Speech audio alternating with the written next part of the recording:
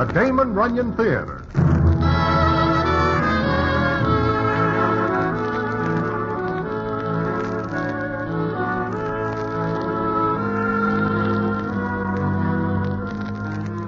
Once again, the Damon Runyon Theater brings you another story by the master storyteller, Damon Runyon.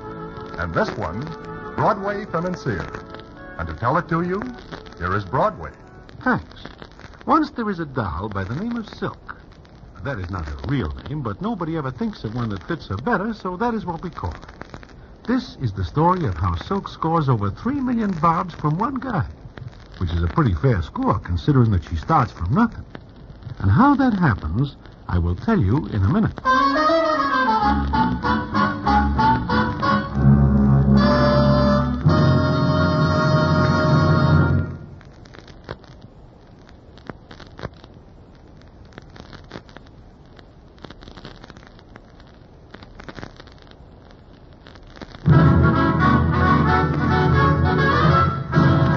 And now, back to the Damon Runyon Theater and the famous story, Broadway Financier.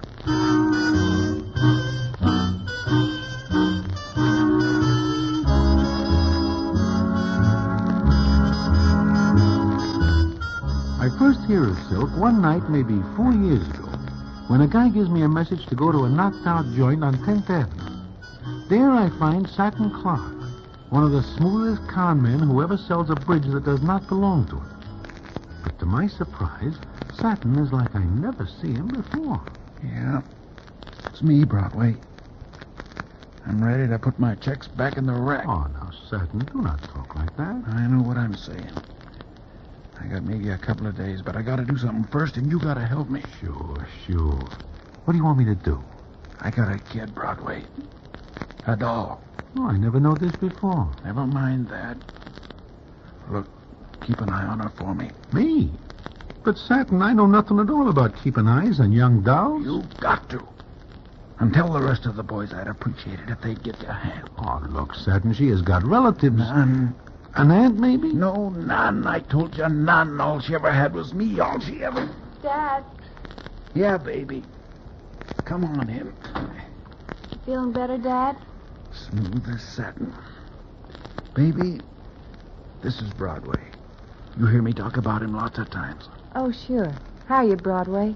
First rate. Her name is Silk, Broadway. Silk? Oh, Silk and Satin. Yeah. We meet a great team. Sit down, Silk. All right, Dad. Now, look, baby. You know I've got maybe a couple of more days.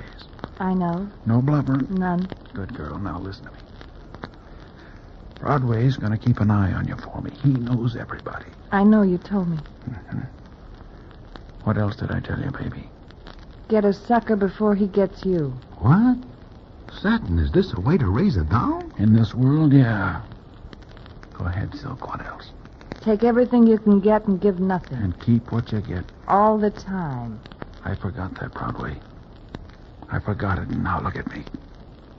Silk, don't you ever forget it. I won't, Dad. There's only one way you can live in this world and live right. Dog eat dog. When you get a sucker, play him as long as you can, then pull him in and put him in the basket. Satin, this is a young doll. I'm 17. That is ancient. She'll do all right. I know I will, Dad. I got a few bucks stashed away, enough to keep her going till she's ready to go out on her own. Silk, I want you to learn every dodge and pitch you can pick up. Holy mackerel, Satin, what are you thinking about? Her, Broadway. Just her.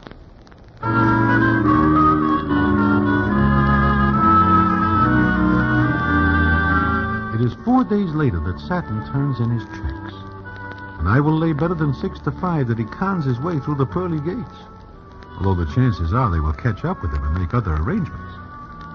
Well, it is maybe 2 weeks after Satin dies that Silk comes into Mindy's where I am sitting with an old guy we call Professor D. Hiya, Broadway. Hiya, Professor D. Hello, Silk. Good afternoon, Silk. Sit down. Thanks. Where are you all morning? At Nathan Detroit's place. What? Silk, you stay away from that crap game. Oh, don't worry, Broadway. I wasn't playing. Well, I hope not. But I learned something. Look. You put those away.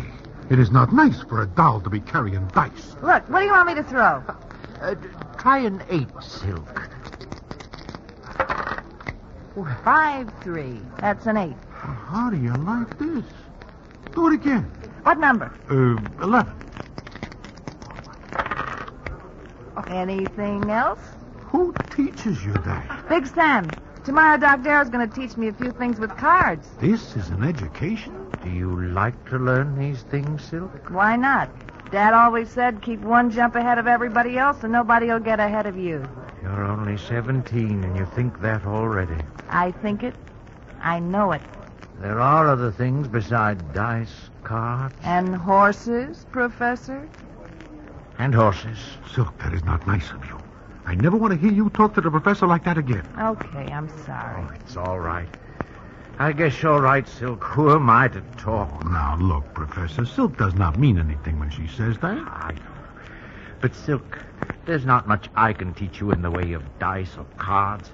I'm not even very good at picking horses. Forget it. However, I was a professor in a college in Ohio. Professor of philosophy. What's that? Philosophy? Well, I suppose it's what might be called an attempt to study life, to try to figure it out. How far did you get? Not very far. No one has. I will. How? By sticking to what Dad told me.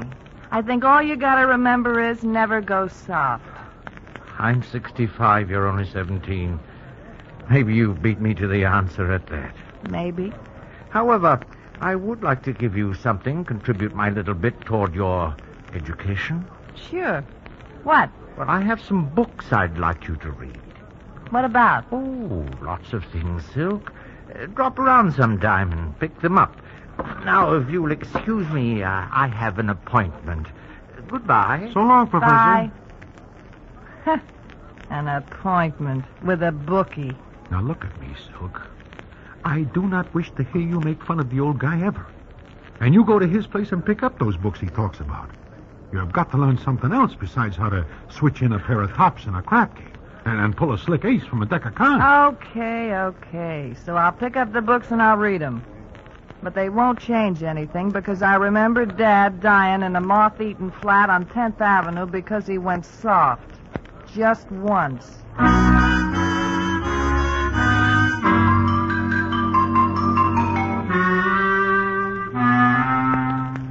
Well, Silk does read the books, and she argues with Professor D about them. And she gets smarter and smarter until it is hard to believe she is only 17. Then she becomes 18 and gets a job in a musical comedy because she is by no means a crow and can dance and sing more than someone. It is not more than a couple of years later before she is playing bigger parts and her pictures get in all the magazines and papers. And we are very proud of her. Then one night after the show, she comes in Mindy's. Hiya, boys. Oh, hello, Sil. Tired? No, not at all. Say, have you seen Jewelry Joe anyplace? Yeah, he is here someplace. Let me see. Oh, yeah, there he is. Oh, come with me, Broadway. I want to see him. Huh? Why? You'll find out. Come on. Excuse us, boys. Take it easy, Silk. See you around, Silk. Why do you wish to see Jewelry Joe? Oh, I just want him to take a look at something. Like what? You still worried about me, Broadway? I have got to. I make a promise. It's all right. Oh, hiya, Joe. Huh? Oh, Silk, baby. Come on. Sit down. You too, Broadway. Yeah. Do me a favor, Joe. Name it. Look over this stuff for me, will you? Silk, where do you get that jewelry? Somebody gave it to me. Now, look, you tell me the truth. I am. Somebody, gives it you, huh, Silk? That's right, Joe.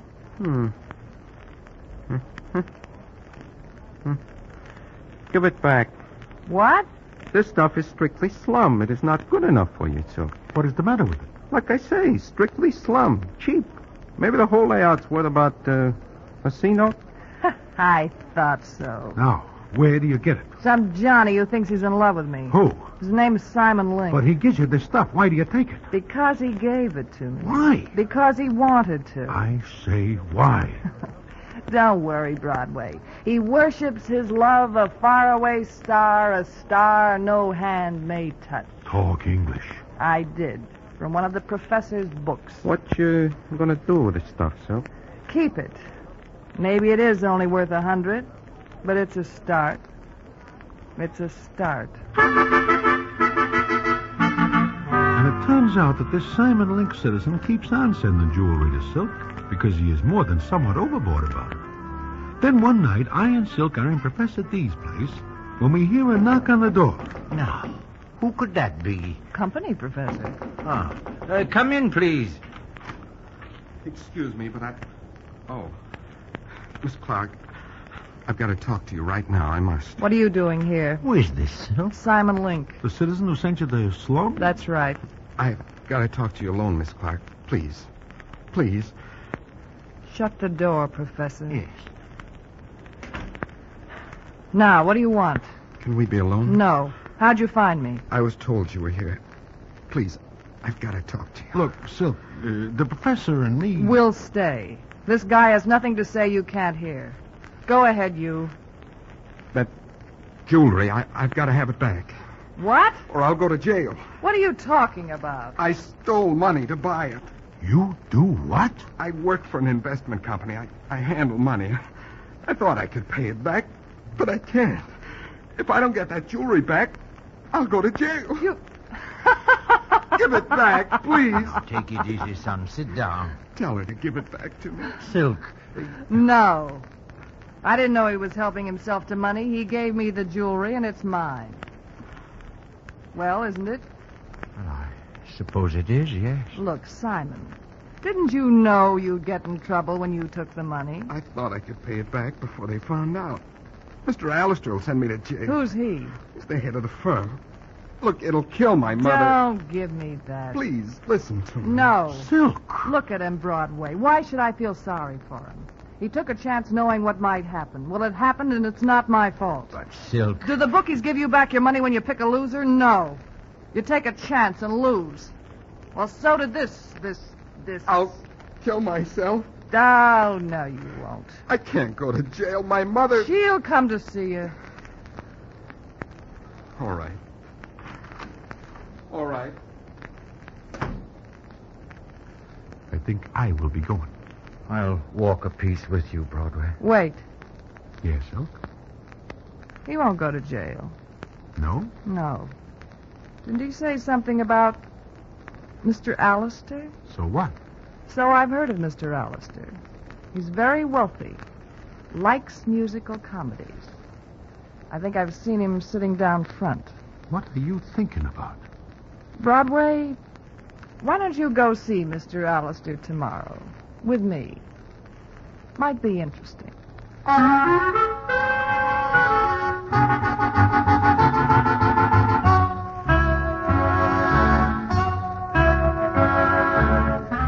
do not know what Silk is thinking, but she makes me promise I will go with her. I do because I feel very sorry for this Simon Link citizen. Now, what happens when we see Mr. Allister is something I will tell you about in a minute.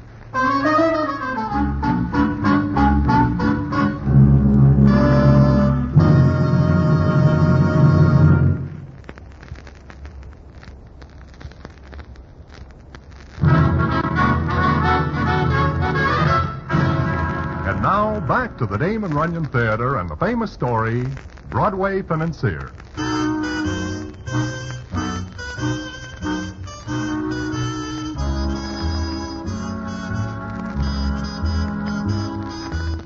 It is the next morning that I and Silk go to see Mr. Allister. For the time being, I am her uncle, which is astonishing to me because I never am an uncle and do not like the way I get to be this one. But we are in Mr. Allister's office, where the scene is as follows. That's quite a story, Miss Clark. Quite a story. Please, Mr. Allister. He didn't know what he was doing. Why, he must have realized what it would mean. But he didn't. All he knew was that he wanted to make me happy. Well, I can understand that. Yes. Yes, I certainly can. In what way, Mr. Allister? Well, a beautiful young woman. Yeah, I suppose the story's been duplicated 100 times. Mr. Allister. What, Miss Clark? Here. Well, what's all this? Everything he gave me. And if you can't sell it for what he paid, I'll make up the rest. Huh? I will, Uncle Broadway, I will. Are you in love with Link, Miss Clark?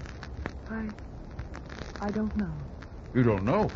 But surely you wouldn't come here to I me. don't know much of anything, Mr. Alistair. I'm all mixed up. I never knew anything like this could happen. His mother.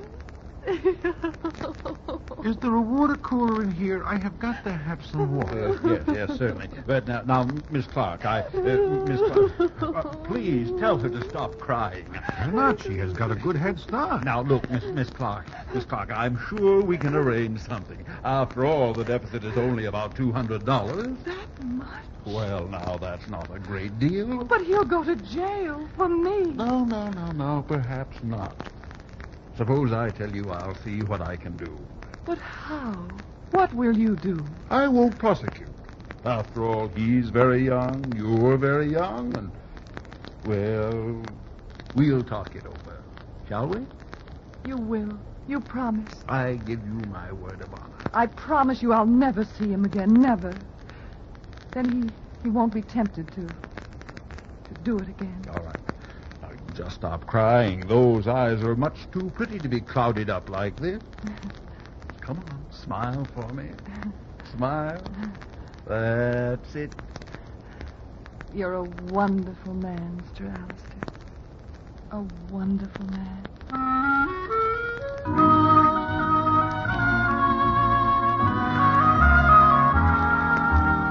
Mr. Alistair is also a very wealthy man. Now, I wonder where all this is leading. I find out one night in Mindy's when Silk comes in with Jewelry Joe. They sit down at my table, and Silk says, What's the matter, Broadway? Nothing. Why? You look sour. Okay, so I look sour. Sprinkle me with sugar. Mad at me? No. Look at this. Pretty? Where do you get that? It's an emerald. That right, Joe? This is an emerald, which is strictly not slum. I will lay better than 6 to 5 that this moves Alistair back at least 2 G's. Alistair? Why not? Well, you know what kind of a citizen he is. Sure, I know. I've got 'em all pegged out. Stay away from him. Why? What would your father say? You want me to tell you? This emerald is strictly not slum. You shut up, Joe. She asked my opinion. I give it her. I'll tell you what Dad'd say, Broadway. He'd say, take everything, give nothing. I've never forgotten that. What kind of a score are you trying to run up? A real big one. And Alistair's the rack to run it up on. You are talking like a cheap chiseler. An emerald worth $2,000 isn't cheap. Who is talking about the emerald? You're sore. Sure, I'm sore. Why? Look, Silk, I am around the stem for more years than you are in the world. I see lots of guys and dolls come and go. High shots and then little fish. Sooner or later they come up against something they cannot handle. And it beats them. I can handle Alistair. Sure you can. But can you handle yourself? When I can't, chalk up a miscue for me. But you'll never see the day. Well, that is that. Silk takes aim and fires away at Alistair. She never misses.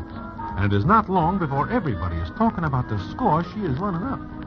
Then we hear that she takes a trip to Europe and is gone a year before we hear she is back. Maybe a week after, I and Professor D get a call to go see her. We do, and she is just as beautiful as ever. But she has something on her mind. Professor, take a quick look over these papers and see if they're in order. Well, what are they, Silk? You'll see when you look at them. Oh, very well. Excuse me, I'll go over in the corner. What is on your mind, Silk? Alistair's coming here. Oh, why do you want us here? It won't be as unpleasant this way. There is something wrong, huh? Not with me. No, Broadway, I've got nothing to... Oh, that's Alistair. Oh, stay sitting, Broadway. The maid'll let him in. Sure. And no matter what he says or how he acts, don't go. If you say so, Silk. Silk, we've got to talk this over. Yes, of course. You know my uncle. You said you were alone. I was when you called me on the phone. You said you'd be alone. So I've got company. Oh, the gentleman in the corner is Professor D. I don't care who he is. Silk, you've got to listen to me. Are those papers in order, Professor? Why, yes, they are. Quite legal. As far as I can tell, they're absolutely in order. Which means I own this apartment building. You what? Silk. That's right, Broadway. Everything I've got is in my own name. Silk. Now I'll tell you why you want to be alone with me. Broadway, Professor, it seems Mr. Allister dipped into some funds that weren't his. Shut up. Why? It'll be in all the papers in a day. But it doesn't have to be if you'll help me. Silk, look. I've got time to cover myself if you'll go along with me. How? Give me enough money And to what'll get... that leave me? You won't be sorry. I know I won't. But we've got to hurry. Oh, no, you've got me wrong. I'm not going to lift a finger. What? That's right. You can't touch a nickel I've got. But the jewelry, the furs... All in my name. You dirty... I didn't ask you for them. You gave them to me. For what? For nothing. Can I help it if you got the wrong idea? Oh, Silk, please. I promise you'll get it all back. I believe that. Sure I do. You'll get straightened around and I'll be left holding the bag. Nothing doing. It's not for myself, Silk. There are people who lose everything. You're thinking of that a little late. Yes. Yes, I guess I am. I guess I thought of a lot of things too late.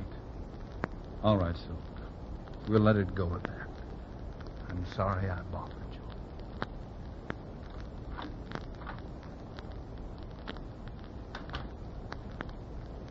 Well, Silk, you're a very smart girl. Everything in your name. It's funny, isn't it? A few years ago, I didn't have a nickel. Today, what do you say I'm worth, Professor? In material things, Silk? The only things that matter. Roughly 3 million.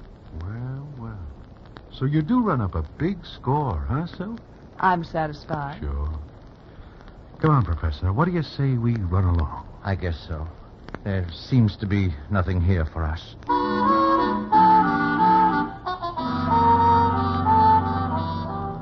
The next day, the papers are full of the story. It seems some smart reporter gets hold of the real angle and Silk's picture gets all over the front pages. But like she says, she is clean. Nobody can touch her. Then it comes up that afternoon, and Professor D asks me to go downtown with him to where Allister's company is located. We get there, and there is a whole mob of citizens banging around. But the doors of the place are closed. And no matter how the people yell and pound on the doors, they stay closed. Poor devils, the poor devils.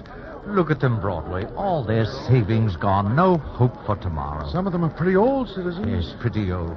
Why do you want to come here? I sent word for Silk to meet me here. What? What? Maybe this sight will change her mind. You think it will? I don't know. Let's hope it does. I think you are whistling in the dark. Maybe, but it's worth a try. Okay, then you can start trying, because here she comes. Hello, Broadway, Professor. Hello, Silk. Look around, Silk. What is this? The people who are going to lose everything.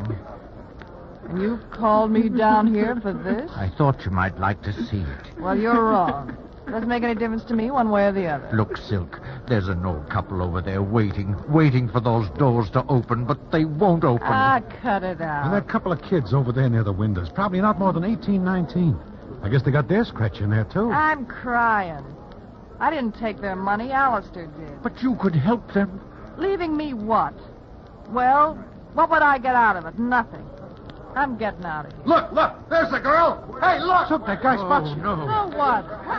She's the one. It's her fault. Get to your car, Silk, quickly. Hey, get her. She's the one. Get her. Come on. Let's get her. Come on. Where are the cops? We got no time to look for them. They can't do anything to me. Oh, can't they? They know it's your fault, They're Silk. crazy. Don't let her get away. Get her. Broadway, Professor, help me. This way, Silk. Come on. This way, Miss Clark. This way. Hey, who are you? Never mind. Come this way. To my house. Come on. Don't let her get away. Take your hands off of her. Get away from her. Follow me, mister. That house right there. Get her in there. Come on, Silk. Professor. You let her alone, Mr. Abrams. Get away, Mr. Broadway. Help me. Get him back in the Silk. The old dame will hold him off. Come on. Come along. The old doll who comes out of no place bangs around her with a broom and gives the professor and me time to get Silk into the house. I have no time to think why the old doll is doing this. And then it is a couple of minutes later. Thanks. Whoever you are, thanks. Are you hurt, honey? No, not much. Just a little torn. That is a pretty close call. They would have killed you, Silk. Yeah. They would have killed me. But it's all right now, honey. It's all right. I'd like to give you something for what you did. Give me some... Oh, no. Well, look, you did me a favor. I'll pay you for it. I couldn't take anything from you. Why not? After what you did for me? What are you talking about? I've never seen you before in my life. Look, I kept your picture. This one. I always hoped I could do something for you. What is this? Who are you? My name is Mrs. Link. Link? Link? Yes, don't you remember? Simon Link's mother.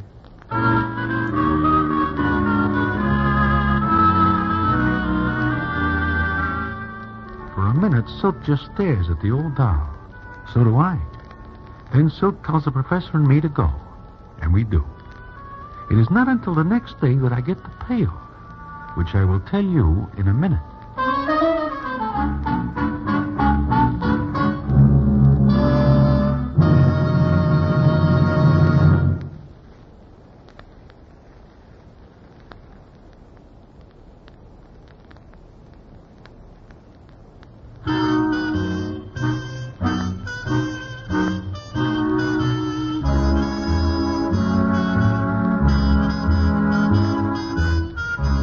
Comes up the next afternoon, and I am with Professor D and Mindy's.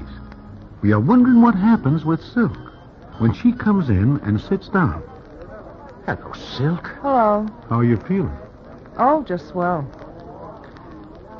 Well, why are you looking at me like that? Are we? Yes. There is something funny? Me. I'm funny. How do you mean that, Silk? Take everything, give nothing. And that is funny? Sure. I saw my lawyer this morning. Seems I've got enough money to take care of things for those suckers we saw yesterday. Oh. You know what? I stayed with Mrs. Link for 3 hours yesterday. And all she talked about was how wonderful I am. Me. Maybe she's right, Silk. Sure. Seems she got the funny idea I went to Alistair because I loved her son, Simon. I sacrificed myself to keep that boob out of jail. And Simon never told her anything different. But he could. Yeah, he could. Why does one sucker have to do something nice? Nice enough to make a sucker out of a smart girl. It would be different yesterday if he tells her the truth. Sure. Hey, you have still got those old dice. Oh, sure. I kept them for luck. What do you want me to roll? A natural. 7. Looks like a deuce ace to me. Craps. Well, how do you like that? The first mistake I ever made in my life.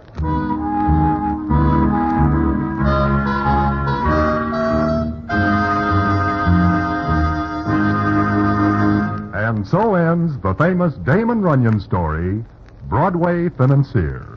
Listen in again next week for the Damon Runyon Theater.